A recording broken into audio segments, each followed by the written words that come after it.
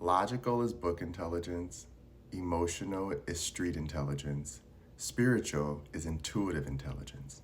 Welcome back to Along This Spiritual Journey. So, I love watching the different things that teach us as sentient beings how to be observant, how to be aware, and how to be conscious. All of these things, to me, is what makes the trifecta of the human consciousness, the human being. And we're supposed to practice all interchangeably, different times, different ways, but sometimes all together at the same time, which is what we call our survival skills, what we call our intuition skills. We have to work on all of these things together to build a strong antenna that allows us to receive what we need to receive for this incarnation of this body and the soul spirit connected to it that we choose to ride or die with, right? Because again, it is a choice of how we interact with our soul and our spirit team versus just being a plain human being, sentient being who's just enjoying this physical life. Because there's nothing wrong with that. You do not have to tap into any of these energies. You can just live a very nice, quiet, simple human life and not recognize that there's more to the journey for different elements and sides of us that exist within our what I call our spiritual makeup. So, and logical intelligence is the first thing that we learn as children. We go to school, our parents read us books, or someone reads us books, or someone tries to teach us something, right? In some type of didactic setting, however that looks.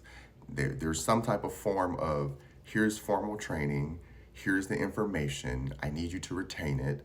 As you retain it, this is going to help you in functional and mobility type of things in your everyday life. So this is why book intelligence is important, because it gives you a bigger scope of what's around you, not all the answers, but it gives you a bigger scope of what I can possibly interact with and take on as my own or discard as just, everyday life. That to me is what book intelligence should be for, just to give you more insight, more contextual information to add to your library and your vocabulary so that you can communicate and articulate your thoughts and emotions into something that's tangible for other cultures, people, things, whatever. When it comes to emotional intelligence, this is something that you have to learn. So this is, again, our families are our biggest emotional teacher. The world is our biggest logical teacher, but our families are our biggest emotional teacher, which is why I always tell people, I don't care how many degrees you have, how you were raised at home is going to dictate how you act in the world, period. It's going to dictate how you act in relationships, period. So I am not going to argue with anybody's education or background. I always know that I'm arguing with their family, their mama, their daddy, their siblings, whoever was around them that gave them what they feel is love or fear, right? Because those are the only two things that exist in family is love and fear. I don't want to upset my family. I don't want to lose my family, or my family is horrible to me and I can't wait to get away from them, or my family is amazing and I would never want to leave them, whatever. That's an emotional bond. And it's an emotional intelligence that teaches you how to then go out and interact with other species and other subcultures of your own species so that you know how to talk to people and network. Because again, we are networking creatures. Every single animal that I've seen that mostly is a herd or flock or whatever, that is an emotional connection. Yes, they have strategy and a plan and they can fly and do different things in sequence, but we as humans do the same thing.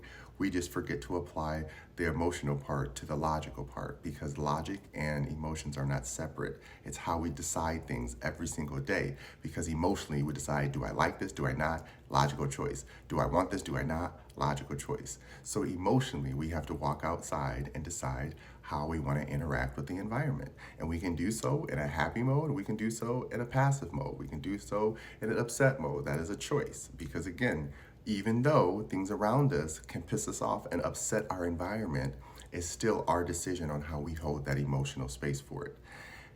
I know there's deeper things that happen to people that are unforgivable, but it's still a part of the human journey. And I can't tell you how to clear that space, and I can't say that I don't empathize with you for something you've been through that was horrific, and I'm sorry that that happened to you. There's still the point of understanding that emotionally, for you to function, you have to find logic and ways to heal that past because it's going to carry forth wherever you go. This is where spiritual intelligence comes into play, your intuition. When your gut feeling can override everything. You could have read every book, you could have went to every seminar, you could have participated in everything, and you know that thing like the back of your hand. And then you get put in that moment and you freeze emotionally because you feel, am I good enough? Can I do it? No one's ever supported me. I don't know. And in your mind, you're like, you know how to do this. You just did all of this. You just read all of that. I watched you do it easily. Don't matter. If them emotions decide that they ain't gonna work, they not working. So this is why you have to remember, logical intelligence does not mean that someone is in emotionally intelligent space to work through their fears and work through their hardships of the past, because emotions are always tethered to the past. They can be tethered to the emotion, but what we know of how we feel is based on what the past gave us. So that's why emotions are important to utilize in this spiritual and physical world. But when you get to the spiritual side of it, it's more about being able to forgive energy and understand to have the intuitive space to let that thing be what it needs to be in its own space, as long as it's not in my space, right? Because for me, spiritual intelligence is like, I have the know-how to know this is not going to end well. They are participating in this thing that they don't know it's not going to end well, but because they're taught logic or taught emotional, which is, I'm going to argue every single thing because you said it wrong and didn't use the correct context and you didn't use the correct theology in the word, the history. Great. Yeah, this person, I don't care. I feel how I feel. And as long as I feel how I feel, that's the only thing that's important. That's the only thing that matters. And because how I feel is the only thing that matters. Okay, well, now you're going to just keep doing this. Spirituality and intuitiveness says, no one's going to win being broken. It gets straight to the point. It lets you know very well. Listen, I understand that's how you think. I understand that's how you feel. It don't matter. Right now, you both are standing in the mud sinking. Would you like a ladder or a stick or something? Oh yeah, thank you. You helped pull us out of that. That's spirituality to me. It's just being the big parent. It's being that tertiary perspective of saying like, listen, I know you both want it a certain way, but at this moment in time, that's not what the environment's calling for. So you're gonna have to like learn how to work together in this moment and get out, or work separately and get out, but you gotta get out of the mud. You can't both just stay there and try to argue your point. Politics. You're both in the mud. I don't know what you're arguing about. So at the end of the day, to me, it's always about remembering these levels of self. There's logical intelligence. That is for a functional day. That is just for knowing that we got to wake up, we have a routine, brush our teeth, do this, stretch, blah, blah, blah, blah. Emotional intelligence. How am I feeling today? Did I give myself enough rest? Give myself enough time? Do I feel good entering this thing? Do I need to postpone it? Right. Spiritual intelligence. Okay. I did A to B, got everything done. Great, okay, I feel good about it. That's awesome. But I also know that I need to make sure that I don't forget who I am when I'm doing this thing that I really love, but I don't want to get lost in the sauce. That's spiritual intelligence. It umbrellas it all, it sees it all, and it encompasses the whole of us. Because remember, we act like we're segmented beings, but we are the whole of everything. And together we just make a bigger whole of something, just like Power Rangers, right? Or Transformers. Think of that. Separate entities, powerful on their own, together they join and become this thing that works together really well.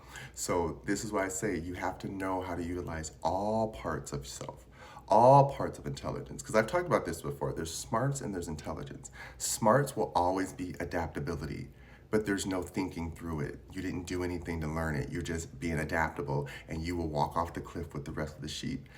Intelligence is understanding how to conceptualize it, break it down, make it make sense, re-put it back together for you, and implement it into your life. And if someone new comes along, you can break it down and make it fit for them to conceptualize into their life. But remember that you still are all of them. Smart, intelligent, this or that, it doesn't matter, but you decide which level you're gonna be at based on the work you choose to do, okay? I hope that makes sense. Love you.